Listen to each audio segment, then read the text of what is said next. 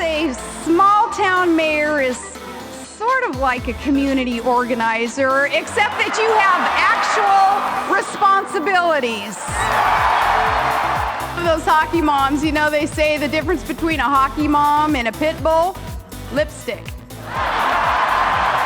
That entrepreneurial spirit that God creates within us in order to work and to produce and to strive and to thrive and to really be alive in the greatest country on earth. I want America to win. I will be honored to accept your nomination for Vice President of the United States. It's always, though, safer in politics to avoid risk, to just kind of go along with the status quo.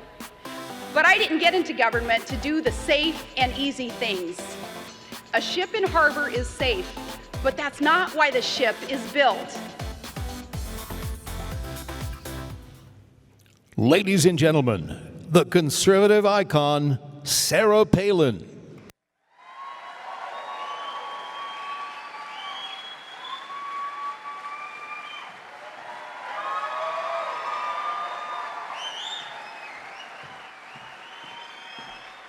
Thank you so much, Colorado. Thank you so much for being here, for fighting for what is right. I really appreciate being here and appreciate Representative Navarro's introduction. Privileged to meet her and her family, her beautiful girls, Christina and Georgie, and she is just such a great voice and face and heart for Colorado. I love being in Colorado, you know, where you're tasting the Rockies and waiting for the mountains to turn blue, right? I do love Colorado. It reminds me so much of home. Also very excited to know that we're in the presence, not physically right at this moment, but hopefully soon he'll be addressing the summit, in the presence of Colorado's next great senator, Darrell Glenn. I am in awe of this man's accomplishments and his willingness to serve on a new battleground now. We need Darrell's military might and his ethos so that America can be made great again. So thank you for sharing him with the rest of the United States, Colorado. Well, I just returned from speaking at an event much unlike this event. It was full of folks who weren't really big fans of someone like a Darrell Glenn or a Donald Trump or me, you, maybe any common sense conservative. And that's okay because I love the challenge of not just singing to the choir, and I love mostly the topic that they gave me. It was, how is Trump winning? More specifically, it was, why, oh, why is Trump winning? And I told him, you know, it's really funny to me to see the splody heads keep sploding over this movement because it seems so obvious. Darrell wins, Trump wins, America will win because voters are so sick and tired of being betrayed. Politicians campaign one way and they govern another, and that's become status quo. So enough voters finally said enough that the status quo has got to go. It's like my dad's pickup truck. He's got a bumper sticker and it says, I'm not a Republican, I'm not a Democrat, I am an American and I want my country back. Dad's truck, it speaks for the silenced majority. Well, millions have awakened, as I explained to the other crowd, millions have awakened to the reality of our economy's trajectory and our standing on the world stage and our measures of security. And we said, Washington is so broken. Our government is out of control. So for such a time as this, we rise up to tear down what it is that keeps us from our destiny as an exceptional nation, that beacon for other nations that are striving for peace and prosperity. It is time. It is our time. So let's go fix it. Knowing, though, the rapidity of this transformation of America, the piled on problems, and most tragically, sensing the people's hope deferred. Voters knew that, well, the only way to fix this is with a revolution. So we sought a revolutionary. We paid attention. We did our own homework versus relying on the media to vet candidates for us. We asked, who is not part of the problem? Who's got the record of success that's due respect and the attention needed to run for president? Who's got nothing to lose but knows that our very sovereignty is to gain? Who'd be beholden to no one but we, the people? Who is not for sale, not palling around with crony capitalists, in bed with special interests, but screwing the American people? Who's not cuffed by the politically correct police? Well, we wanted someone with guts to say not what he thought we wanted to hear, but really what the nation needs to hear. So yeah, we asked, who's not been part of the problem? Now, 8 years ago, I warned that Barack Obama's promised fundamental transformation of America, it was going to make government bigger and take more from you and give more orders from Washington and really reduce our strength in a dangerous world. And it is the one promise that he kept. And every thinking American now knows the repercussions. So thinking Americans sought and watched Donald Trump rip the veil off a rigged system that has betrayed your average, everyday, hardworking, garden variety, ticked-off American. And there are more of us than the disconnected left can ever even fathom.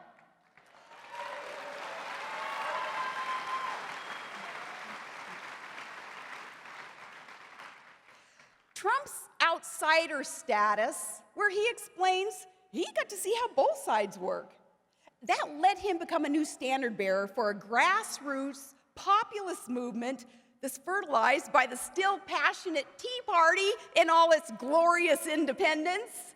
Voters really disgusted with the audacity of duplicity, well, where corporate elites bankroll campaigns, and with such disloyalty to the American worker, they actually arrange our political landscapes for their interests. Well, we found a messenger, and he wasn't found among the politicians insisting that they be elected and reelected, lest they have to come home and join us peasants under the laws that they passed but exempted themselves from. Well, armed with secure identities as Americans, people of all persuasions jumped on board the Trump train.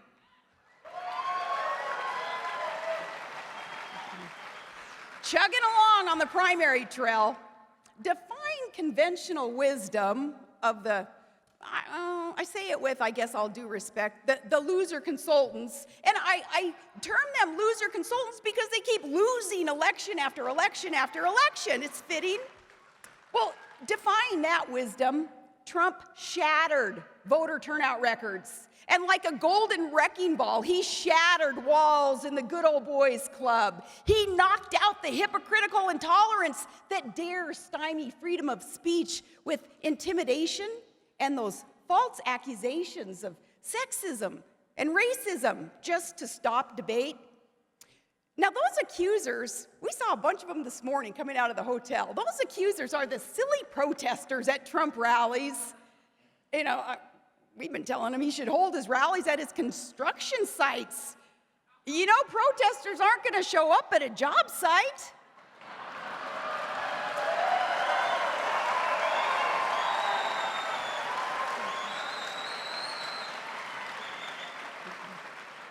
Did you know some of those rebel rousers, they're actually paid protesters? So there you go, not even president yet, and our guy's already creating jobs.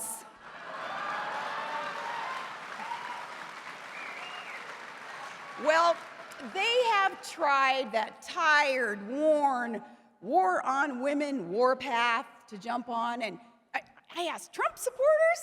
We're anti-woman? Huh? anti-liberal woman who blew it in Benghazi and BS'd in Bosnia and buffaloed business with her quid pro quo deals and hid emails in some dude's bathroom. That kind of woman? Yeah, sure. But women in general, certainly not. Well, momentum on this train, it built as the GOP wing of the Good Old Boys Club whispered actually that they'd throw in for Hillary against the will of the people in their own primary. And this exposed the establishment's con game. I know none of you are a part of it, or you wouldn't be here today, again, fighting for what's right. I hope you're not part of it, or you're going to be really ticked off at me with what I say next. The establishment's con game. See, more Americans were learning it doesn't matter to the Beltway bubble boys and girls which side actually wins elections as long as they get to keep their titles and their ratings and their power and their purses full. They win and we lose.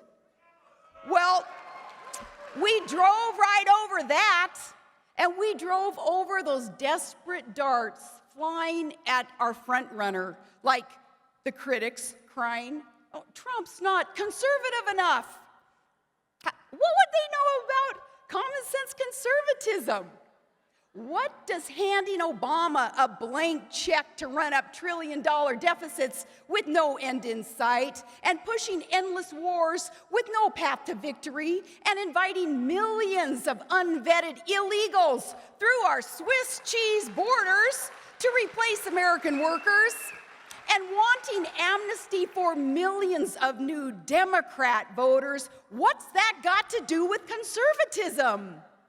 The establishment, those profiles and pudding, they bent over for all those things, and now they fret about ideological purity?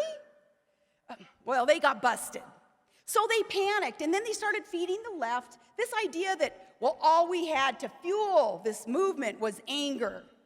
Really, that's some gall that they're lecturing us that we're too passionate about our country.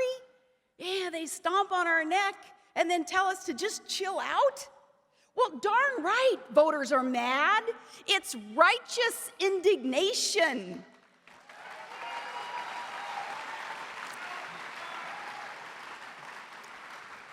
But what the professional political class really can't handle is knowing really that the movement is more than anger. It's an optimistic, sensible, building up the people agenda, and that is good change. But to them, it's a threat. You know who's threatened? Those GOPers who insist that they'll never vote for their party's choice this time. They call themselves, that gang, they call themselves the never hashtag, the whatever. Okay. Oh, well, I just call them Republicans Against Trump, or RAT for short.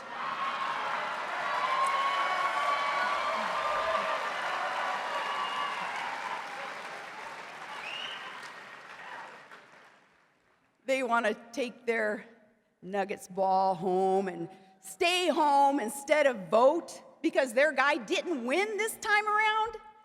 Now, I shouldn't call them thumbsuckers because they're not all bad. I'm kidding, they are. And Hillary thanks them because she cannot win without them. Folks, we're talking about our sovereignty here, our solvency and security, our entire invaluable system of law and order in a republic bought with patriots and vets, blood, sweat, and tears. This isn't a game, nor some drama to be played out on the convention stage. No, they're playing with dynamite and arming those opposed to the planks in the platform upon which Lincoln and Reagan stood. We're talking about the direction of our country, our children's future, the direction of the Supreme Court, all of this hinging on the next election. And at such a time as this, you cannot be lukewarm. We're going to take our country back, and you're either with us or you're against us.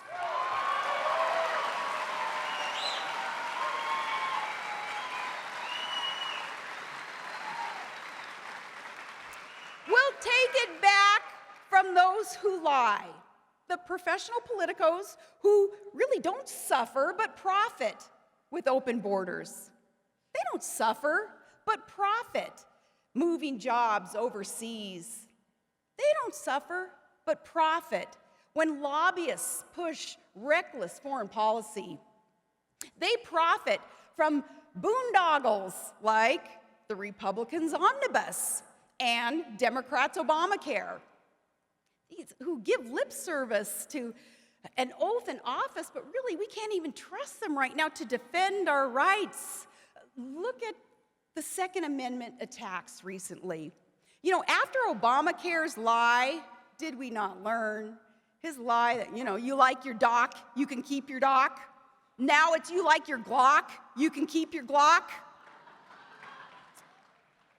Well, after being beaten down and divided up, voters sought plans then to rebuild our United States. We looked for a builder. We found a builder. Trump looks up and he builds big. Ask yourself, what have his critics ever built? And Trump connects. An unabashed billionaire, not that there's anything wrong with that, yet he still respects our hard hats and steel-toed boots. He knows that men in denim built this country, but DC suits and pantsuits destroy it.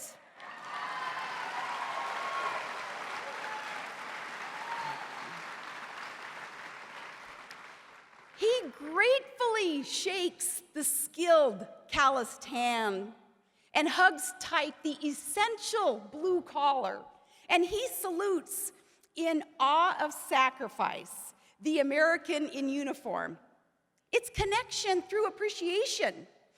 He's not running because he's bedazzled by the trappings of office.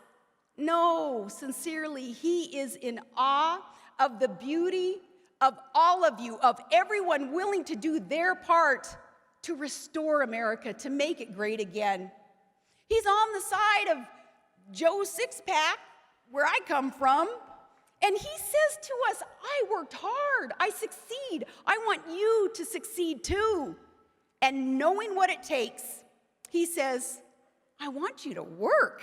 And here's how we'll do it together to make America great again. And that is the fabric of America's character, woven by work ethic and dreams and drive. That's America. And that's what the media is missing, and what the group, many participants in the group I just spoke to, that's what they're missing. They don't get it. No, we defend him, media. We defend him because he defends us. Take those, the ugly charge of racism. This is so ridiculous. Trump has been covered in the spotlight for decades. Years and years, showing so many of his friends and colleagues of every race, color, and creed, great relationships with them all. And see, the press knows that, because they're the ones who did the covering of him. And Trump was never called a racist until he decided to run against the Democrats. And that's the way that the dirty side of this business works, believe me. So, now, with him, we who are determined to clean up the crap spewed by hypocrites playing politics of personal destruction, no, together, we call them out. We call out the liars because we're going to make America great again. And this movement is exactly that. And this movement is about the providence honored in our Constitution. Trump is with us in withholding the oath, swearing to uphold what it is that has created our declarations of liberty. Trump will put America's blueprint first to strengthen us, especially as we face existential threats that others would ignore. The biggest, most sinister threat It's Islamic ideology that is ISIS. That is the death cult. The death cult that isn't even acknowledged with accurate verbiage from leftists with their heads left in the sand. And despite all the bloody evidence of a ghastly dogma, Obama won't admit that Islam put the I in ISIS.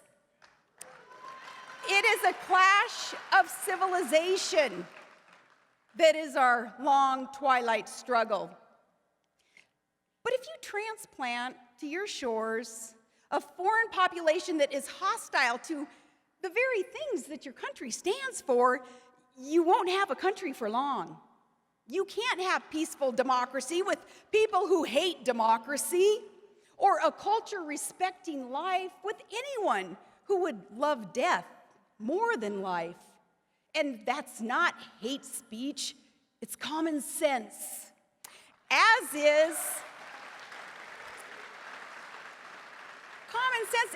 understanding that when someone screams allegiance to Sharia law and screeches Allah Akbar, death to America, he means you and yours. What does the left think that he means? Well, because of all this, the movement grew with Americans really getting sick and tired of those accusations of being anti-legal immigrant.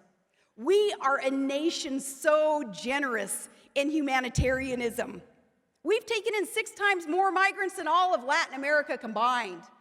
We look up at Lady Liberty and we read, she is inviting the tired, the poor, the huddled masses.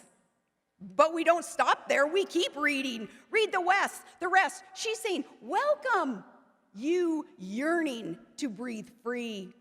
Those who don't yearn for America's freedoms, sustained by following our rule of law, but instead yearn for child brides and female mutilation and killing all gays and non-believers and refusing assimilation and demanding that the American culture change into the culture that they claim they had to escape from. No, our national instinct to do good is beautiful, but that kind of humanitarianism, it's self-destructive. So too is straying from what we know works economically, time-tested economic truths that have been able to build this country and allow us to be prosperous. We desperately need leaders who understand conditions that create wealth and that they will favor those conditions, and that's energy independence, and it's limited government, letting the private sector innovation soar. That creates opportunities. That's what creates jobs, and less entitlement mentality that is eroding America's work ethic. No, those time-tested economic truths, applying those and having a leader who understands it and has never been addicted to opium, other people's money, opium is what we call it, other people's money that politicians have been for too long addicted to. Not having that experience in the private sector to understand how to balance a budget. You know, those who are writing the paychecks and not taking from you and giving to others in really a socialist bent. Well, America wins by applying those time-tested economic truths that we know work. Right now, our nation, though, is not really winning. $20 trillion in debt with no end in sight, and enemies laughing at us, and allies not being able to trust us. We're going to get trampled if we just hire more of the same for more politics as usual. That's insane. Trump is winning because he will put you first, for Americans win again. It's why his rallies are all about winning. They're rowdy and they're fun and they're energizing. You've seen some of the left's rallies? Cranky, demanding, shrill. Vote for me. I make no sense and I'll never have to explain myself, but vote for me and you'll get all this free stuff. Those rallies? Hey, that's what happens when every kid gets a trophy.